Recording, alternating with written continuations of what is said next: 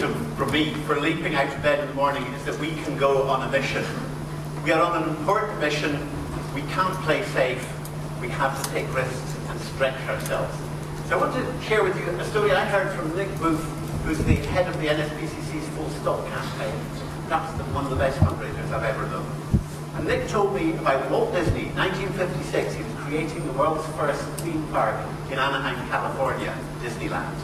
And Walt gathered together all the architects and the designers and the planners and the engineers, and he said, the first thing that we must do is build Sleeping Beauty's palace.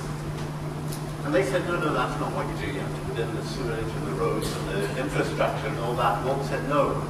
We must build, first of all, Sleeping Beauty's palace so people can see it every day, because that is the dream.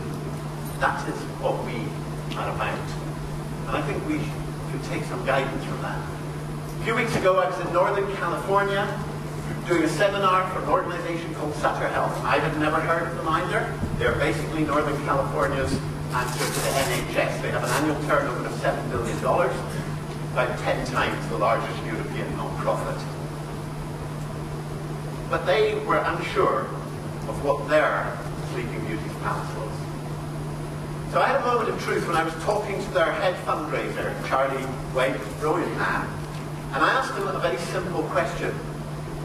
I said, I'm going to be talking to these donors and board members and fundraisers. I said, what is it that encourages donors and local board members to support Sutter Health?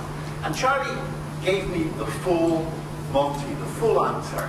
He started telling me, he said, well, the Sutter Health system is a very, very big, complex system. And while he was talking, I was kind of losing the will to live on the other side of the phone. And I started doodling.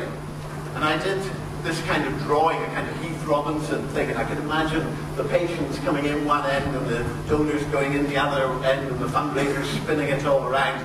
And then Charlie said something to me which I thought was truly remarkable. He said, well, we save lives every day. I thought, wow, I would leap out of bed with glee if I could greet each day with a phrase like that. So, Sutter Health, we save lives every day. And then he sent me a story, and the story is truly remarkable. It's the story of this young Mexican girl called Gabriella. She's from a poor Mexican family, and she was born terribly disfigured. She has 2 club feet.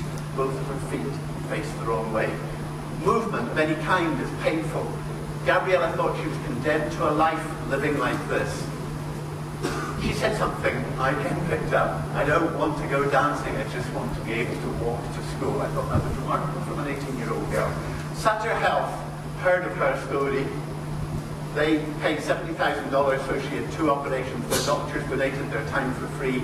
They turned her feet around, and they turned her life around. So this is the story of Gabriella's new feet, and it ends with Gabriella about to go dancing with her new feet. And her mother said something which I think is absolutely amazing.